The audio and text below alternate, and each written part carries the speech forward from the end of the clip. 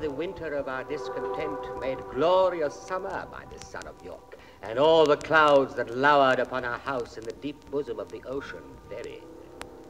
Now are our brows bound with victorious wreaths, our bruised arms hung up for monuments, our stern alarms changed to merry meetings, our dreadful marches to delightful measures.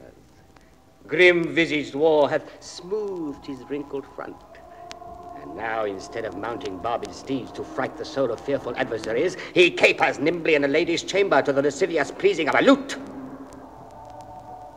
But I, that am not shaped for sportive tricks, nor made to court an amorous looking-glass, I that am rudely stamped and want love's majesty to strut before a wanton ambling nymph, I that am curtailed of this fair proportion, cheated of feature by dissembling nature, deformed, unfinished, sent before my time into this breathing world, scarce half made up, and that so lamely and unfashionable that dogs bark at me as I halt by them.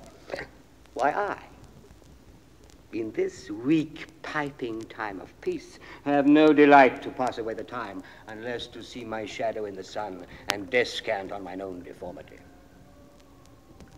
Therefore, since I cannot prove a lover to entertain these fair, well-spoken days, I am determined to prove a villain, and hate the idle pleasures of these days.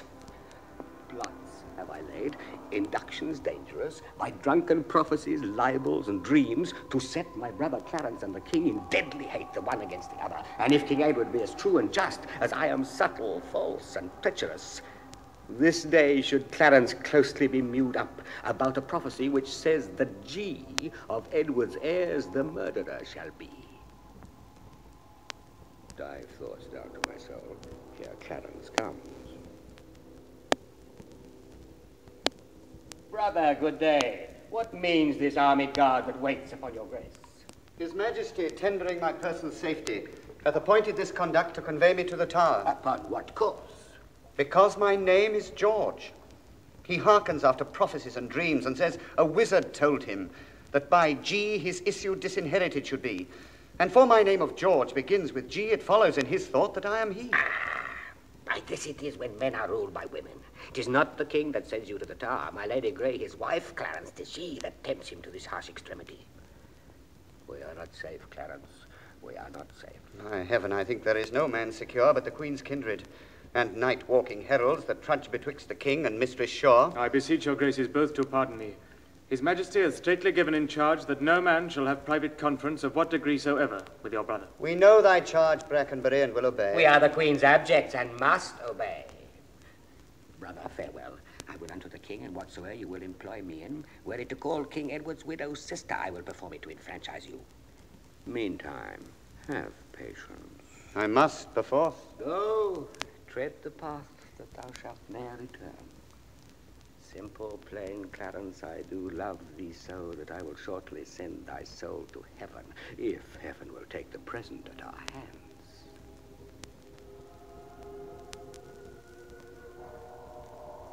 The body of King Henry VI, last of the Lancastrian kings, is borne to burial, mourned by Lady Anne, his daughter-in-law.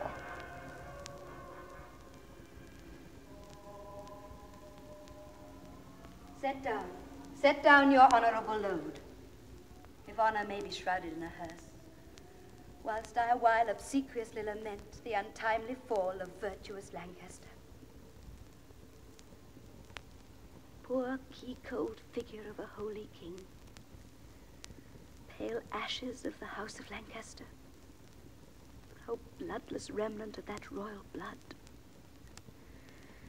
Be it lawful that I invocate thy ghost to hear the lamentations of poor Anne, wife to thy Edward, to thy slaughtered son, stabbed by the self-same hand that made these wounds. Lo, in these windows let forth thy life, I pour the helpless balm of my poor eyes. Oh, cursed be the hand that made these whole. Cursed the heart that had the heart to do it. Curse the blood that let this blood from hence. Come now towards Chertsey with your holy load, taken from Paul's to be interred there. Stay, you that bear the corse, and set it down. What black magician conjures up this fiend to stop devoted charitable deeds? Villains, set down the corse of my St. Paul. I'll make a corse of him that disobeys. What, do you tremble? Are you all afraid? Alas, I blame you not, for you are mortal, and mortal eyes cannot endure the devil. Avaunt, thou dreadful minister of hell. Thou hadst but power over his mortal body. His soul thou canst not have. Therefore, be gone. Sweet saint, for charity, be not so cursed. Thou devil, for God's sake, hence and trouble us not. For thou hast made the happy earth thy hell, filled it with cursing cries and deep exclaims.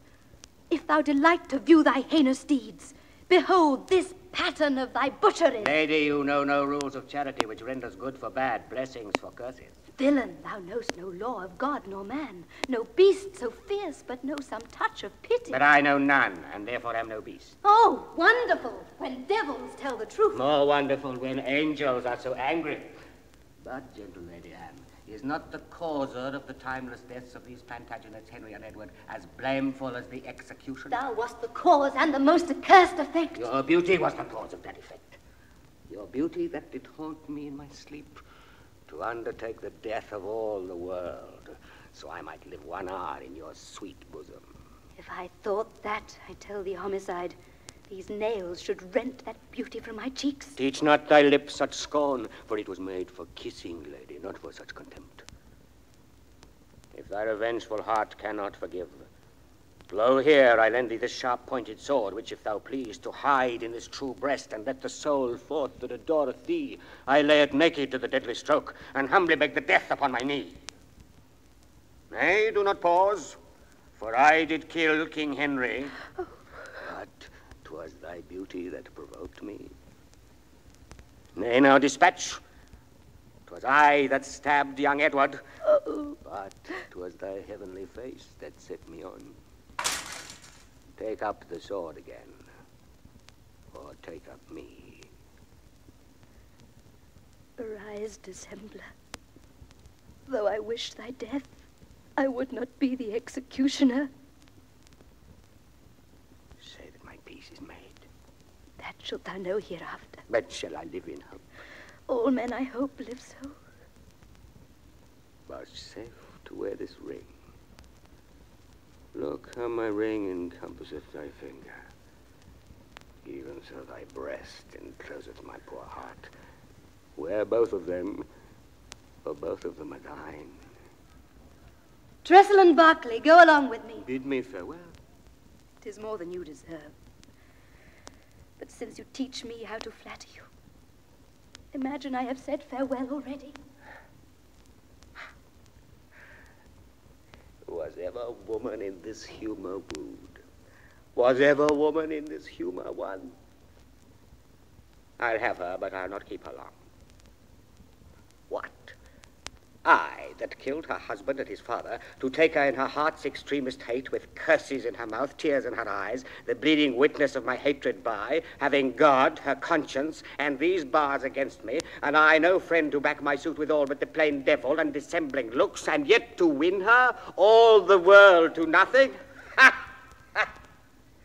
I do mistake my person all this while. Upon my life she finds, although I cannot, myself to be a marvelous proper man. I'll be at charges for a looking glass. I'll entertain a score or two of tailors to study fashions to adorn my body. Since I am crept in favor with myself, I'll maintain it with some little cost. Shine out, fair sun, till I have bought a glass, that I may see my shadow as I pass.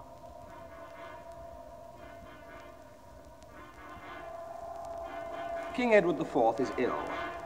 His wife, Queen Elizabeth, Richard, Duke of Gloucester, the Duke of Buckingham, the Marquis of Dorset, Earl Rivers, and Lord Hastings anxiously await news of his health. The old Queen Margaret, widow of Henry VI, arrives.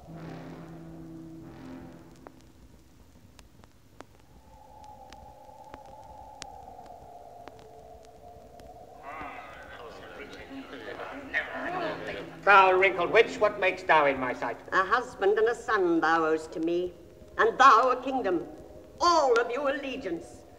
The sorrow that I have by right is yours, and all the pleasures you usurp are mine.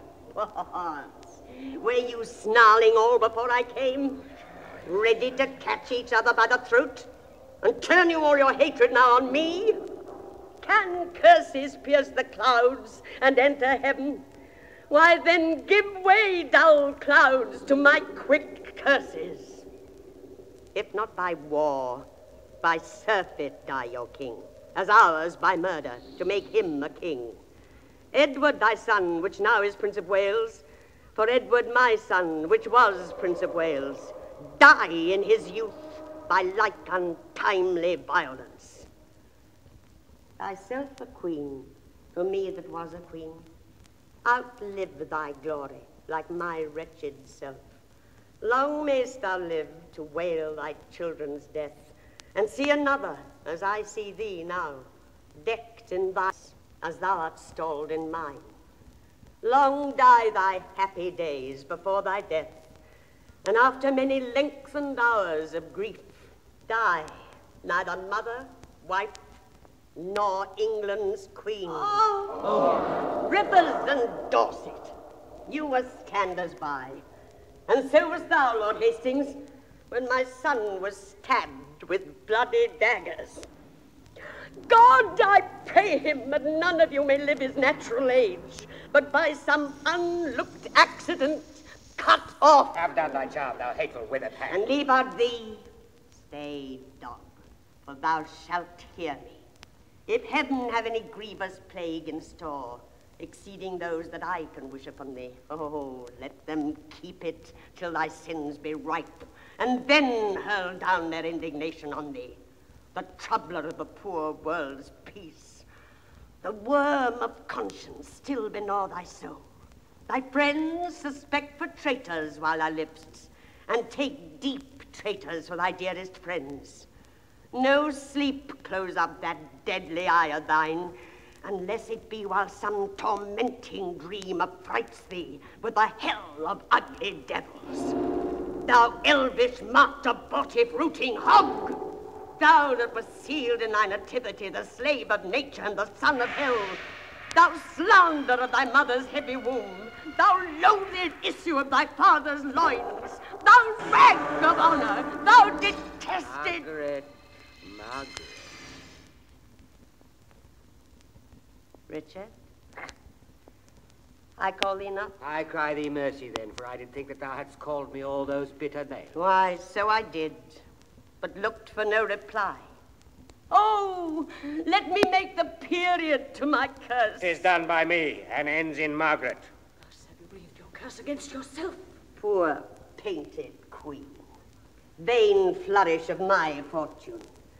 Why strew'st thou sugar on that bottled spider, whose deadly web ensnareth thee about? Fool, fool! Thou whetst a knife to kill thyself. The day will come that thou shalt wish for me to help thee curse this poisonous, bunch-backed toad. Have done, have done! Oh, Buckingham, beware of yonder dog. Look, when he fawns, he bites. And when he bites, his venom tooth will rankle thee to death. Have not to do with him. Beware of him. Sin, death, and hell have set their marks on him, and all their ministers attend on him. What doth she say, my lord of Buckingham? Nothing that I respect, my gracious lord. What? Dost thou scorn me for my gentle counsel, and soothe the devil that I warn thee from?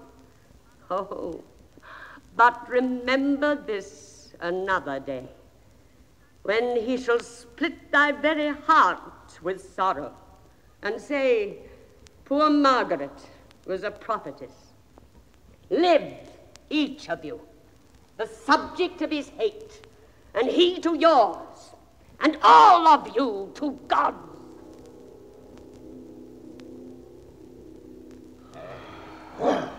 My hair doth stand on end to hear her curses. And so doth mine. I'm mused why she's at liberty. Madam, His Majesty did call for you, and for your grace, and you, my gracious lord.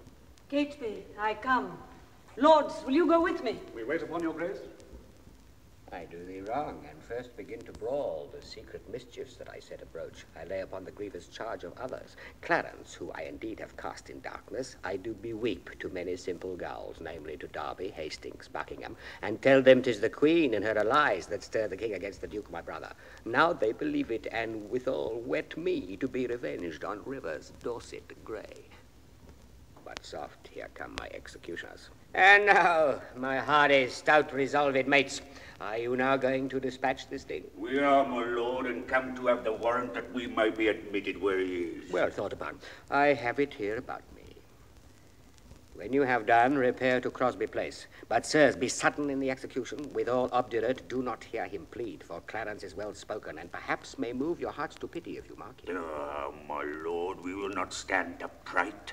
Talkers are no good doers, be assured. We got to use our hands and not our tongues. Your eyes drop millstones when fools' eyes fall tears. I like you, lads. About your business straight. Go, go. Dispatch. We will, my noble lord.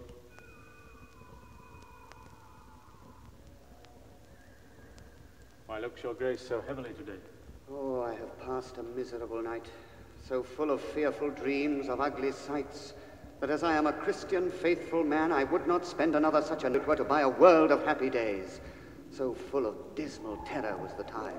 What was your dream, my lord? I pray you tell me.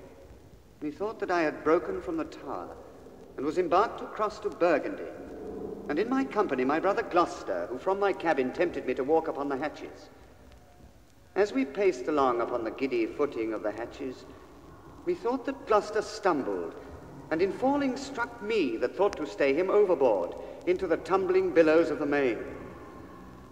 Oh, Lord, methought what pain it was to drown, what dreadful noise of water in mine ears, what sights of ugly death within mine eyes. Methought I saw 1,000 fearful wrecks, 1,000 men that fishes gnawed upon, wedges of gold, great anchors, heaps of pearl, inestimable stones, unvalued jewels, all scattered in the bottom of the sea. Had you such leisure in the time of death to gaze upon these secrets of the deep? Methought I had, and often did I strive to yield the ghost. But still the envious flood stopped in my soul and would not let it forth to find the empty, vast, and wandering air, but smothered it within my panting bulk, who almost burst to belch it in the sea. Awakened you not in this sore agony? No, my dream was lengthened after life, unto the kingdom of perpetual night. The first that there did greet my stranger soul was my great father-in-law, renowned Warwick, who spake aloud, "What scourge of perjury can this dark monarchy afford false Clarence?" And so he vanished. Then came wandering by a shadow like an angel, with bright hair dabbled in blood, and he shrieked out loud, "Clarence is come, false, fleeting, perjured Clarence that stabbed me in the field by Tewkesbury. Seize on him, furies, take him unto torment." With that methought a legion of foul fiends environed me, and howled in mine ears such hideous cries, that with the very noise I trembling waked, and for a season after could not believe but that I was in hell. Such terrible impression made my dream. No marvel, Lord, though it affrighted you. I am afraid, methinks, to hear you tell it. Keeper, I have done these things that now give evidence against my soul for Edward's sake, and see how he requites me. O God, if my deep prayers cannot appease thee, but thou wilt be avenged on my misdeeds, yet execute thy wrath in me alone. O spare my guiltless wife and my poor children. Keeper, I pray thee sit by me a while. My soul is heavy, and I fain would sleep. I will, my lord. God give your grace good rest. Sorrow breaks seasons, and reposing hours makes the night morning and the noontide night. Princes have but their titles for their glories, and outward honor for an inward toil, and for unfelt imaginations they often field a world of restless cares, so that between their titles and low name there's nothing differs but the outward fame. Oh, dear. What wouldst thou, fellow, and how came thou hither? Clarence, I came hither on my legs. Why so brief? 'Tis better, sir, than to be tedious. Let him see our commission and talk no more. In this commanded to deliver the noble Duke of Clarence to your hands. I will not reason what is meant hereby, because I will witless from the meaning. There lies the Duke asleep, and there the keys. I'll to the king and signify to him that thus I have resigned to you, my child. You, my sir, to the point of wisdom. Fare you well. Some certain dregs of conscience yet within me. Remember our reward when the deed's done. Come, he dies. I'd forgot the reward. Take him on the costard with the hilts of thy sword, and then throw him into the malmsey butt in the next room. Oh, excellent advice, and make a sop of it. Soft, he wakes. Strike! Now, we'll reason with him. Where art thou, keeper? Give me a cup of wine. You shall have wine enough, my lord, and on. In God's name, what art thou? A man as you are. But not as I am, royal. Nor you as we are, loyal. Thy voice is thunder, but thy looks are humble. My voice is now the king's, my looks mine own. How darkly and how deadly dost thou speak. Your eyes do menace me. Why look you pale? Who sent you hither? Wherefore do you come? To murder me? Aye. Ye scarcely have the hearts to tell me so, and therefore cannot have the hearts to do it. Relent and save your souls. Relent now. 'Tis cowardly and womanish. Not to relent is beastly, savage, devilish. My friend, I spy some pity in your looks. Oh, if thine eye be not a flatterer, come thou on my side and entreat from me a begging prince what beggar pities not. Look behind you, my lord! And that! If all this will not do, I'll drown you in the malmsey butt within. The sick king seeks to reconcile the rival factions at his court. Good morrow to my sovereign king and queen, and princely peers, a happy time of day. Happy indeed, as we have spent the day. Gloucester, we have done deeds of charity, made peace of enmity, fair love of hate between these swelling, wrong, insensate peers. A blessed labour, my most sovereign lord. Among this princely heap, if any here, by false intelligence or wrong surmise, hold me a foe, if I unwillingly or in my rage have aught committed that is hardly borne to any in his presence, I desire to reconcile me to his friendly peace.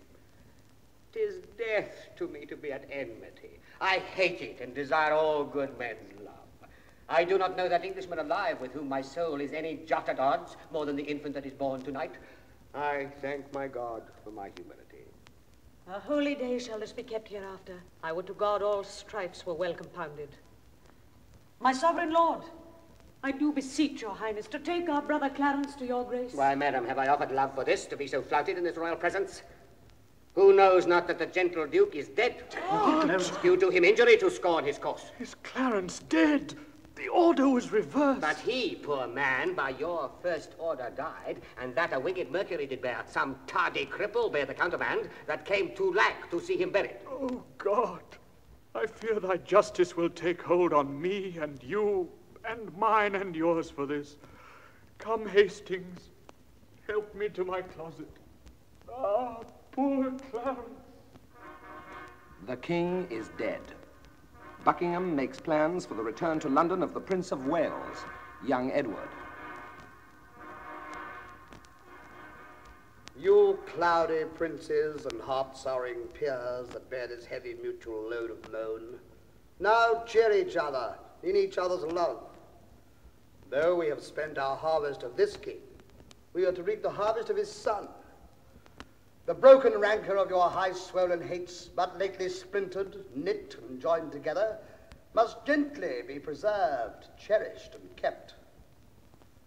Me seemeth good that, with some little train, forthwith from Ludlow the young prince be set hither to London to be crowned our king. Why with some little train, my lord of Buckingham? Marry, Lord Rivers, lest by a multitude the new healed wound of malice should break out, which would be so much the more dangerous by how much the estate is green and yet ungoverned. Where every horse bears his commanding rein and may direct his course as please himself, as well the fear of harm as harm apparent, in my opinion, ought to be prevented. I hope the king made peace with all of us, and the compact is firm and true in me. And so in me, and so I think in all. Yet, since it is but green, it should be put to no apparent likelihood of breach, which haply by much company might be urged. Therefore I say with noble Buckingham that it is meet so few should fetch the prince. Then be it so, and go we to determine who they shall be that straight shall post to London. My lord, whoever journeys to the prince, for God's sake let not us two stay at home. For by the way, I'll sought occasion to part the queen's proud kindred from the prince. My other self, my counsel's consistory, my oracle, my prophet, my dear cousin, I as a child will go by thy direction. Towards London then, for we'll not stay behind.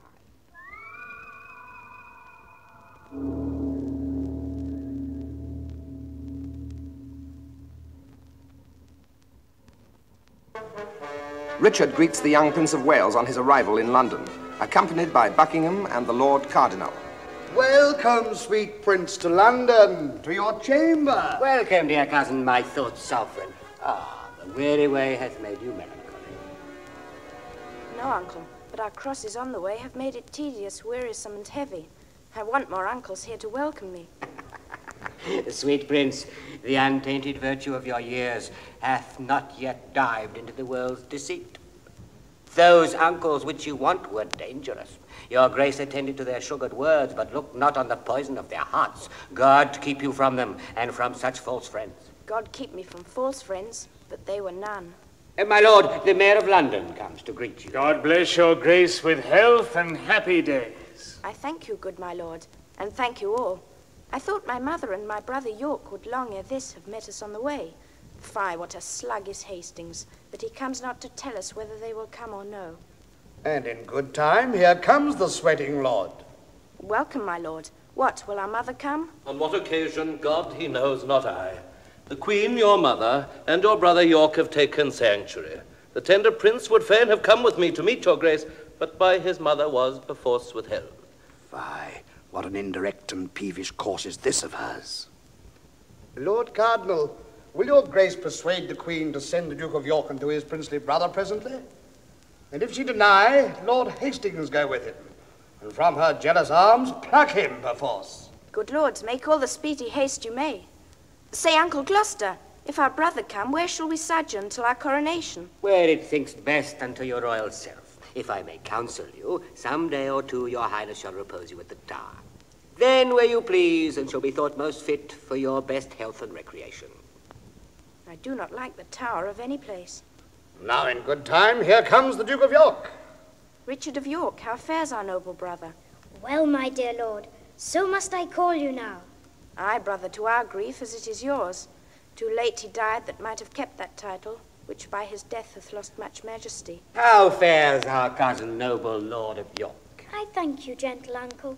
I pray you, uncle, give me this dagger. My dagger, little cousin? With all my heart. A beggar, brother? Of my kind uncle that I know will give, and being but a toy which is no grief to give. A greater gift than that I'll give my cousin. Greater gift? Oh, that's the sword to it. What, would you have my weapon, little lord? I would that I might thank you, as you call me. How? Little. My Lord of York will still be cross in talk. Uncle, your grace knows how to bear with him. You mean to bear me, not to bear with me. Uncle, my brother mocks both you and me. Because that I am little like an ape, he thinks that you should bear me on your shoulders. My lord, wilt please you pass along? And myself and my good cousin Buckingham will to your mother to entreat of her to meet you at the Tower and welcome you. What? Will you go into the Tower, my lord? My Lord Protector will have it so. I shall not sleep in quiet at the Tower. Why, what should you fear? Marry my uncle Clarence, angry ghost. My grandam told me he was murdered there. I fear no uncle's dead. Nor none that live, I hope. And if they live, I hope I need not fear. But come, my lord, and with a heavy heart, thinking on them, go I unto the Tower. Buckingham, when I am king, claim thou of me the earldom of Hereford and all the movables whereof the king my brother was possessed. I'll claim that promise at your grace's hand. And look to have it yielded with all kindness. Come, let's sup betimes, that afterwards we may digest our complots in some form.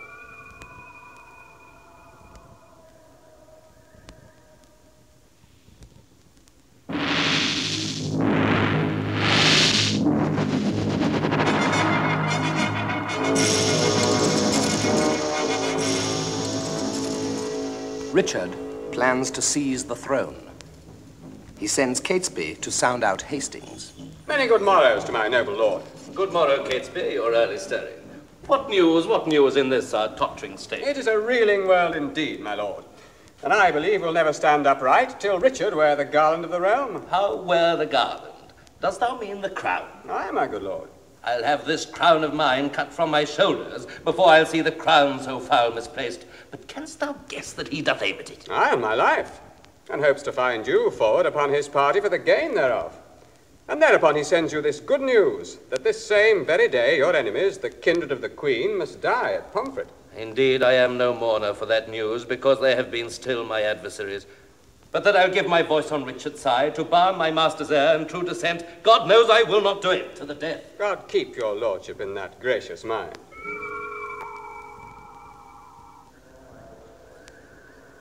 Richard summons a meeting of the council. I pray you all, tell me what I deserve that do conspire my death with devilish plots of damned witchcraft, and that have prevailed upon my body with their hellish charms. The tender love I bear your grace, my lord, makes me most forward in this princely presence, to doom the offenders whosoever they be. I say, my lord, they have deserved death. Then be your eyes the witness of their evil, Hastings. Look how I am bewitched. Behold, mine arm is like a blasted sapling, withered up. And this is Edward's wife, that monstrous witch consorted with that harlot's trumpet sure, that by their witchcraft thus have marked me. If they have done this deed, my noble lord. Thou protector of this damned strumpet, talkst thou to me of ifs? Thou art a traitor, off with his head. Now by St. Paul I swear I will not dine until I see the same. Lover and Ratcliff, look that it be done. The rest that love me, rise and follow me. By inferring that the princes in the Tower are bastards, Buckingham persuades the Lord Mayor and citizens of London to ask Richard to be king. Cousin of Buckingham and sage grave men, since you will buckle fortune on my back to bear her burden where I will or no, I must have patience to endure the load. But if black scandal or foul-faced reproach attend the sequel of your imposition, your mere enforcement shall acquittance me from all the impure blots and stains thereof. For God doth know, and you may partly see, how far I am from the desire of this. God bless your grace, we see it and will say it. In saying so, you shall but say the truth. Then I salute you with this royal title.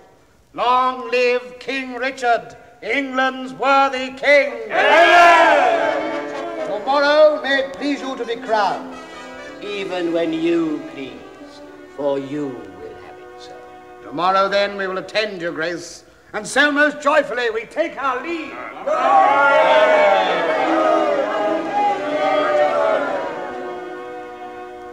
Queen Elizabeth, Lady Anne, and the Duchess of York go to visit the princes in the Tower. Master Lieutenant, pray you by your leave. How doth the prince and my young son of York? Right well, dear madam. By your patience, I may not suffer you to visit them. The king hath strictly charged the country. The king?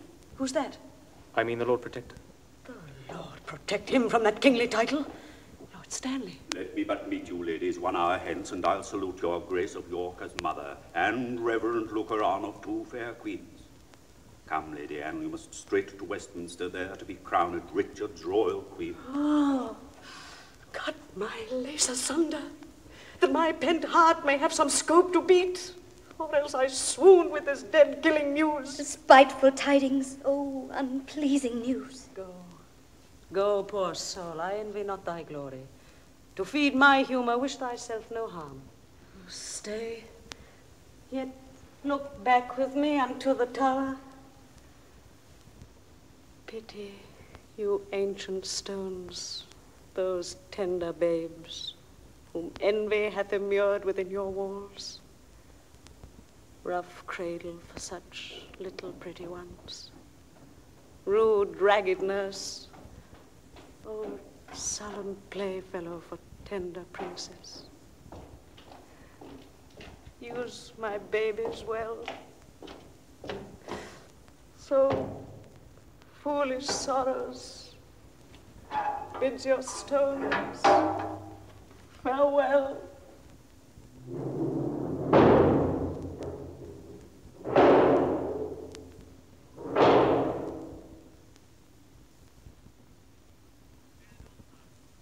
Stand all apart. A cousin of Buckingham. My gracious sovereign. Give me thy hand. Thus high by thy advice and thy assistance is King Richard seated. But shall we wear these glories for a day, or shall they last and we rejoice in them? Still live they, and forever let them last. Ah, Buckingham, now I do play the touch to try if thou be current gold indeed. Young Edward lives. Think now what I would speak. Say on, my loving lord. Why, Buckingham, I say I would be king. Why, so you are, my thrice renowned lord. Ah? Am I king?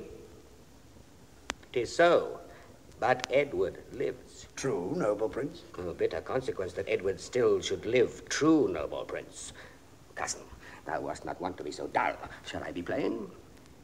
I wish the bastards dead. And I would have it suddenly performed. What sayest thou now? Speak suddenly, be brief. Your grace may do your pleasure. Tut, thou art all ice, thy kindness freezes. Say, have I thy consent that they shall die? Give me some little breath, some pause, dear lord, before I positively speak in this. I will resolve you herein presently. The king is angry. See, he gnaws his lip. I will converse with iron-witted fools and unrespective boys. None are for me that look into me with considerate eyes. High-reaching Buckingham grows circumspect. Boy. My lord? Knowest thou not any whom corrupting gold will tempt into a close exploit of death? I know a discontented gentleman. What is his name? His name, my lord, is Tyrrel. I partly know the man. Go call him hither, boy. How now, Lord Stanley, what's the news? No, my loving lord, the Marquis Dorset, as I hear, is fled to Richmond in the parts where he abides. Come hither, Catesby. Rumour it abroad that Anne, my wife, is very grievous sick. I will take order for her keeping close. Inquire me out some mean poor gentleman, whom I will marry straight to Clarence's daughter. The boy is foolish, and I fear not him.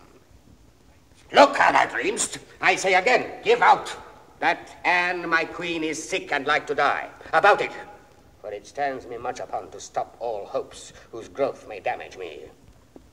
I must be married to my brother's daughter, or else my kingdom stands on brittle glass. Murder her brothers and then marry her. Uncertain way of gain. But I am in so far in blood that sin will pluck on sin. Tear-falling pity dwells not in this eye.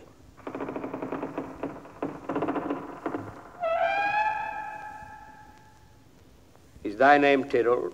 James Tyrrel, and your most obedient subject. Art thou indeed? Prove me, my gracious lord. Darest thou resolve to kill a friend of mine? Please you, but I had rather kill two enemies. Why, then thou hast it. Two deep enemies, foes to my rest and my sweet sleep's disturbers. Are they that I would have thee deal upon? Tyrrel, I mean those bastards in the tower. Let me have open means to come to them, and soon I'll rid you from the fear of them. Ah, thou sings sweet music. Hark, come hither, Tyrrel. Go by this token. Rise and lend thine ear. There is no more but so.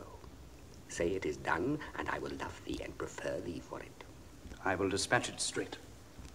My lord, I have considered in my mind the late request that you did sound me. Well, Buckingham, let that rest. Dorset is fled to Richmond. I hear the news, my lord. Stanley, he is your wife's son. Well, look unto it. My lord, I claim the gift, my due by promise, for which your honor and your faith is pawned. The earldom of Hereford and the movables which you have promised I shall possess. Stanley, look to your wife. If she convey letters to Richmond, you shall answer it. What says your highness to my just request? I do remember me, Henry VI, did prophesy that Richmond should be king when Richmond was a little peevish boy. A king, perhaps. May it please you to resolve me in the suit. Thou troublest me. I am not in the vein. visit us? Repays he my deep service with such contempt? Made I him king for this?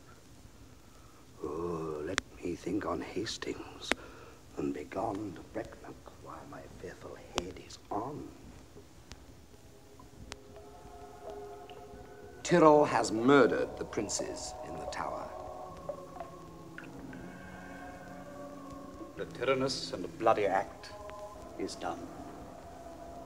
The most arch deed of piteous massacre that ever yet this land was guilty of. Dighton and Forrest, who I did suborn to do this piece of ruthful butchery, albeit they were fleshed villains, bloody dogs, melted with tenderness and mild compassion, wept like to children in their death's sad story. Oh, thus, quoth Dighton, lay the gentle babes. Thus, quoth Forrest, girdling one another within their alabaster innocent arms. Their lips were 4 red roses on a stalk that in their summer beauty kissed each other. A book of prayers on their pillow lay, which one, quoth Forrest, almost changed my mind, but, oh, the devil, there the villain stopped.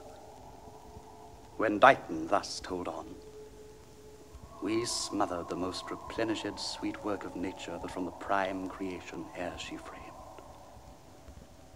Hence both are gone with conscience and remorse. They could not speak, and so I left them both, to bear this tidings to the bloody king. And here he comes. All health, my sovereign lord. Kind Tyrrel, am I happy in thy news?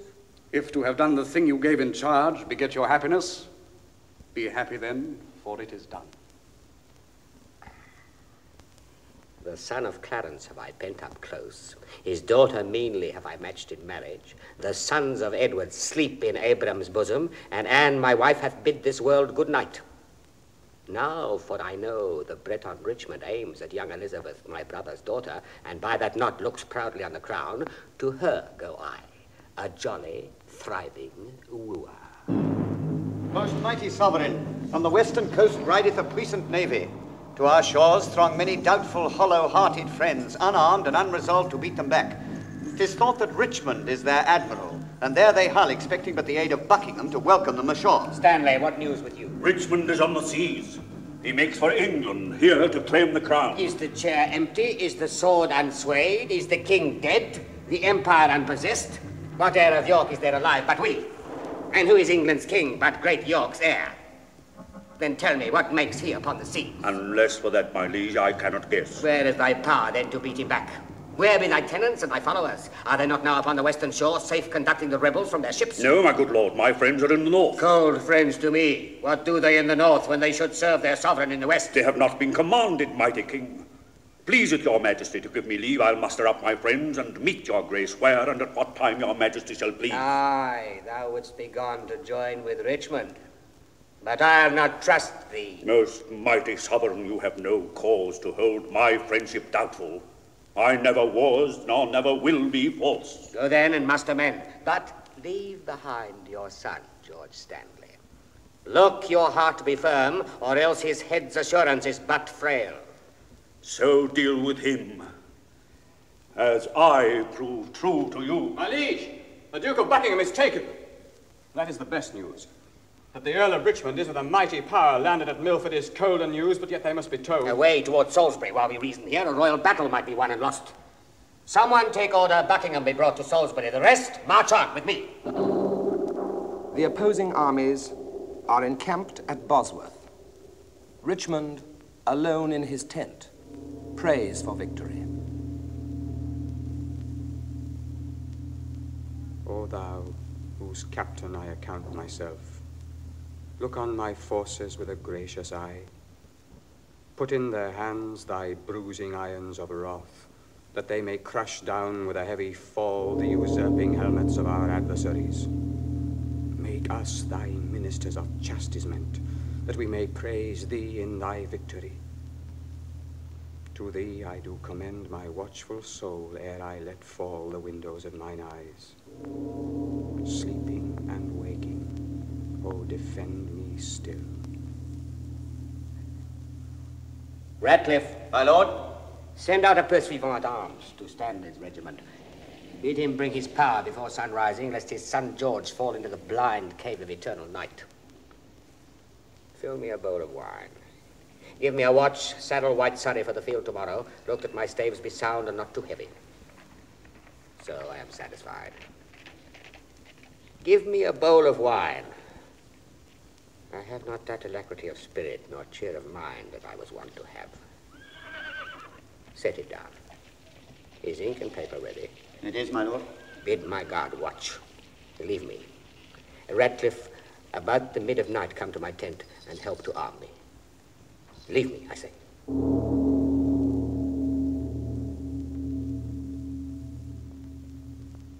My lord? Who's there? Ratcliff, my lord.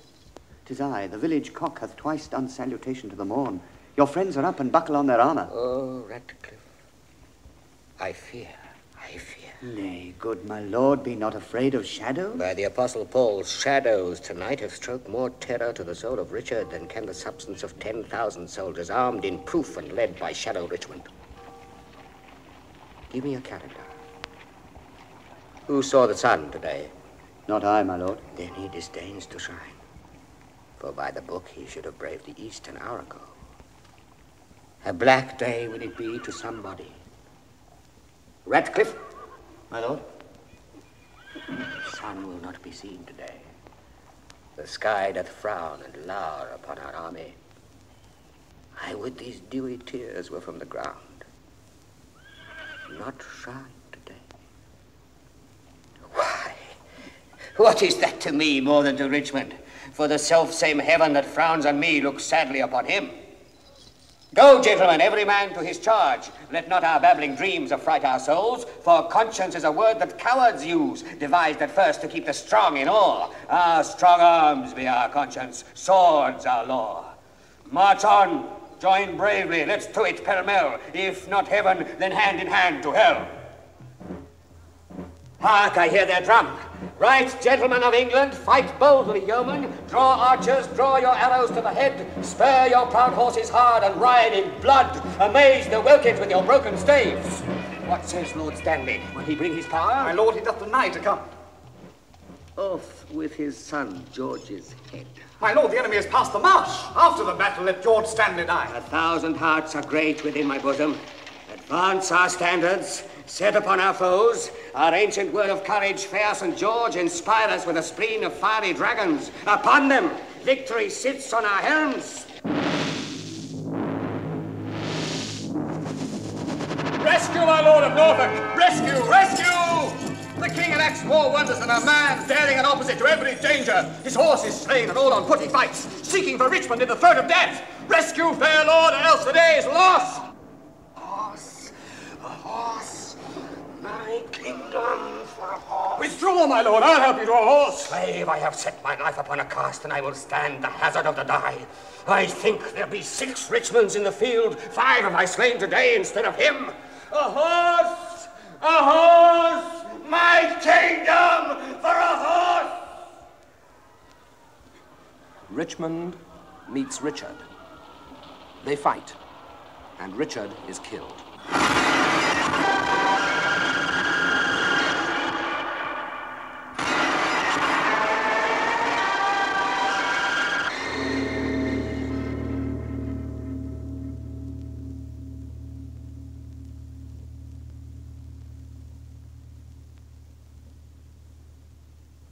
God and your arms be praised, victorious friends. The day is ours. The bloody dog is dead. Courageous Richmond, well hast thou acquit thee. Lo, here this long usurped royalty from the dead temples of this bloody wretch have I plucked off, to grace thy brows withal. Wear it, enjoy it, and make much of it. Great God of heaven, say amen to all. Proclaim a pardon to the soldiers fled, that in submission will return to us.